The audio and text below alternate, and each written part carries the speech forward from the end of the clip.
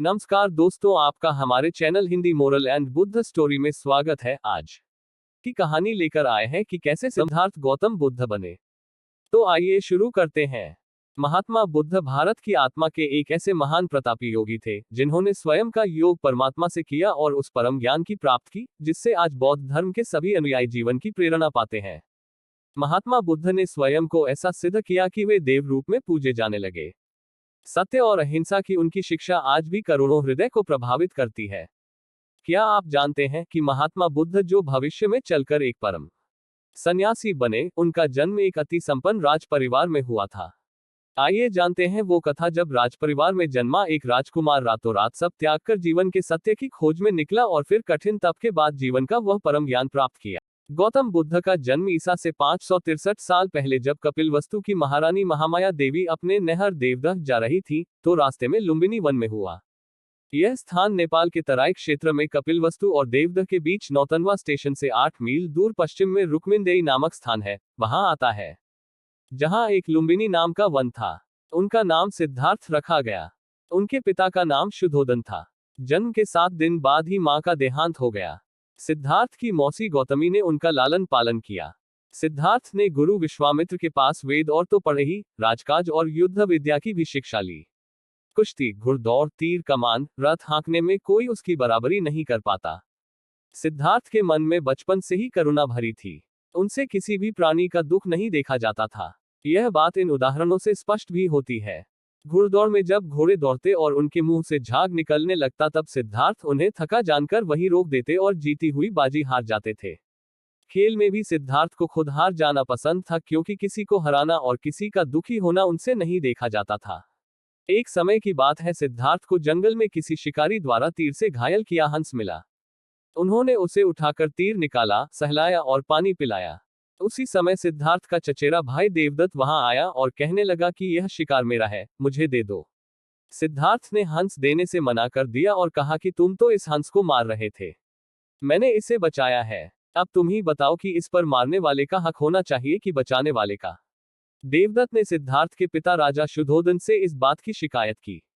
शुद्धोदन ने सिद्धार्थ से कहा कि यह हंस तुम देवदत्त को क्यों नहीं दे देते, आखिर तीर तो उसी ने चलाया था। इस पर सिद्धार्थ ने कहा, पिताजी, यह तो बताइए कि आकाश में उड़ने वाले इस बेकसूर हंस पर तीर चलाने का उसे क्या अधिकार था। हंस ने देवदत्त का क्या बिगाड़ा था, फिर उसने तीर क्यों चलाया, क्यों इसे घायल किया। मुझसे इस प्राणी का दुख देखा नहीं गया, इसलिए मैंने तीर निकालकर इसकी सेवा की, इसके प्राण बचाए। हक तो इस पर मेरा ही होना चाहिए।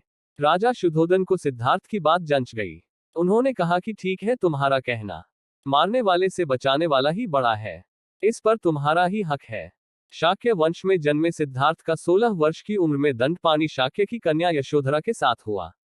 राजा शुद्धोदन ने सिद्धार्थ के लिए भोग विलास का भरपूर प्रबंध कर दिया। 3 ऋतुओं के लायक 3 सुंदर महल बनवा दिए। वहां पर नाच गान और मनोरंजन की सारी सामग्री जुटा दी गई। दास दासी उनकी सेवा में रख दिए गए। पर यह सब चीजें सिद्धार्थ को संसार से बांध कर नहीं रख सकी। एक दिन सिद्धार्थ बगीचे में घूमने के लिए घर से निकले। कड़ा पहरा होने पर भी पता नहीं कैसे कुछ लोग मुर्दे को उठाकर ले जाते दिखाई दिए। मुर्दा कपड़े में लिपटा और डोरियों से बंधा था। मरने वाले के संबंधी जोर जोर से रो रहे थे। उसकी पत्नी छाती पीट पीट कर रो रही थी। उसकी माँ और बहनों का बुरा हाल था। राजकुमार ने सारथी से इस रोने पीटने का कारण पूछा। उसने बताया कि जिस कपड़े में लपेटकर और डोरियों से बांधकर 4 जने उठाकर चल रहे हैं, यह मर गया है। रोने वाले इसके संबंधी हैं। इसे शमशान में जला दिया जाएगा। यह सुनकर राजकुमार के चेहरे पर गहरी उदासी छा गई। उसने पूछा, यह मर क्यों गया। सारथी ने कहा, एक न एक दिन सभी को मरना है। मौत से आज तक कौन बचा है। राजकुमार ने सारथी को रथ लौटाने की आज्ञा दी। राजा ने आज भी सारथी से जल्दी लौट आने का कारण पूछा। सारथी ने सारी बातें बता दी। राजा ने पहरा और बढ़ा दिया। चौथी बार बगीचे में घूमने जाते हुए राजकुमार ने एक सन्यासी का देखा। उसने भली प्रकार गेरुआ वस्त्र पहने हुए थे। उसका चेहरा तेज से दमक रहा था। वह आनंद में मग्न चला जा रहा था। राजकुमार ने सारथी से पूछा कि यह कौन जा रहा है। उसने बताया कि यह सन्यासी है। इसने सबसे नाता तोड़कर भगवान से नाता जोड़ लिया है। उस दिन सिद्धार्थ ने बगीचे की सैर की। वह राजमहल में लौटकर सोचने लगा, बुढ़ापा, बीमारी और मौत, इन सब से छुटकारा कैसे मिल सकता है? दुखों से बचने का क्या उपाय है? मुझे क्या करना चाहिए? मैं भी उस आनंदमग्न सन्यासी की तरह क्यों न बनूं? इन्हीं दिनों सिद्धार्थ की पत्नी यशोधरा ने एक पुत्र को जन्म दिया। राजा शुद्धोधन को ज्यों ही पता लगा कि उनके पुत्र के पुत्र उत्पन्न हुआ है तो उन्होंने बहुत दान पुण्य किया। बालक का नाम रखा राहुल। कुछ दिन बाद रात के समय सिद्धार्थ चुपचाप उठ खड़ा हुआ। द्वार पर जाकर उसने पहरेदार से पूछा, कौन है? पहरेदार ने कहा, मैं छंदक हूँ। सिद्धार्थ ने कहा, एक घोड़ा तैयार करके लाओ। जो आ गया, कहकर छंदक चला गया। सिद्धार्थ ने सोचा कि सदा के लिए राजमहल को छोड़ने से पहले एक बार बेटे का मुंह तो देख लूं। वे यशोधरा के पलंग के पास जा खड़े हुए। शिशु को लिए यशोधरा सोई हुई थी। सिद्धार्थ ने सोचा कि अगर मैं यशोधरा के हाथ को हटाकर पुत्र का मुंह देखने का प्रयत्न करूंगा तो वह जाग जाएगी।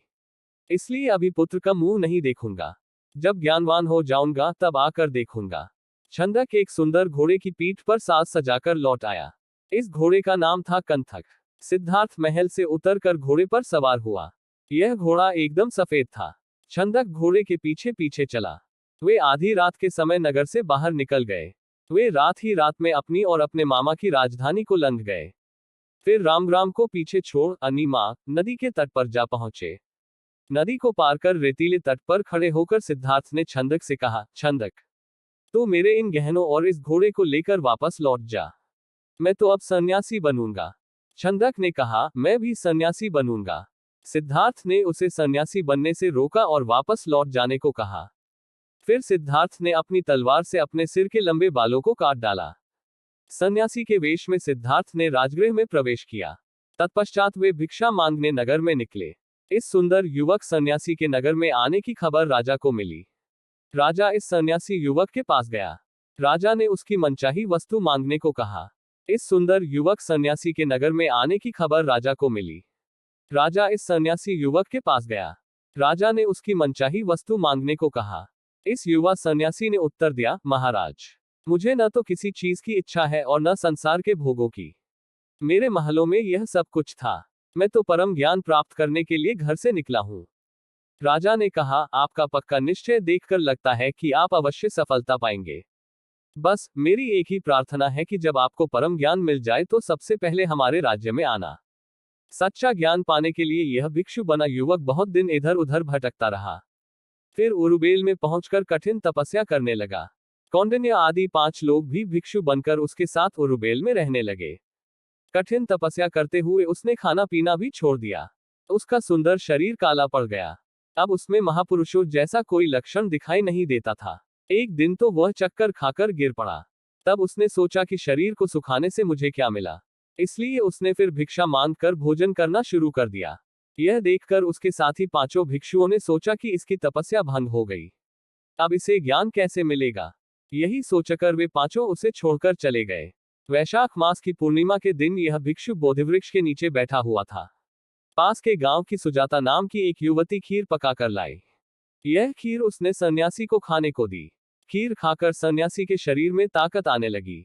6 वर्ष की तपस्या के बाद सिद्धार्थ ने सच्चा ज्ञान प्राप्त कर लिया। तब वह बुद्ध कहलाए। बुद्ध का अर्थ है जिसे बोध अर्थात ज्ञान हो गया हो। उनकी सारी इच्छाएं समाप्त हो गईं। अब जिसे पाकर वह महात्मा बुद्ध बने थे, उसे लोगों में बांटने का विचार मन में आया। महात्मा बुद्ध ने सोचा कि मैं सबसे पहले उन 5 साथियों को ही उपदेश दूंगा जो मुझे छोड़कर चले गए थे। इन साथियों ने तपस्या के दिनों में उनकी बहुत सेवा की थी। ज्ञान को प्राप्त होने के बाद बुद्ध जब घर लौटे तो उनकी पत्नी ने बुद्ध से पूछा कि जो आपने ये ज्ञान बाहर जाकर प्राप्त किया इसे घर में प्राप्त नहीं कर सकते थे। तब बुद्ध ने विचार कर माना कि हाँ, यह ज्ञान तो घर रहकर भी प्राप्त किया जा सकता था और वर्षों तक अपने बीवी बच्चों से दूर रहने के लिए उन्होंने दोनों से क्षमा भी मांगी। उनका मानना था कि यह भी एक प्रकार की हिंसा थी। वैशाख माह की पूर्णिमा यानी 18 मई को बुद्ध जयंती मनाई जाएगी, क्योंकि इस दिन गौतम बुद्ध का जन्म नेपाल के लुम्बिनी में ईसा पूर्व 563 को हुआ था। 528 बीसी वैशाख माह की पूर्णिमा को ही बोधगया में एक वृक्ष के नीचे उन्हें ज्ञान प्राप्त हुआ। माना जाता है कुशीनगर में इसी दिन उन्होंने 80 वर्ष की उम्र में देह त्याग दी थी। लगभग 2500 वर्ष पहले बुद्ध के देह त्यागने पर उनके शरीर के अवशेष अस्थियां 8 भागों में विभाजित हुए, जिन पर 8 स्थानों पर 8 स्तूप बनाए गए।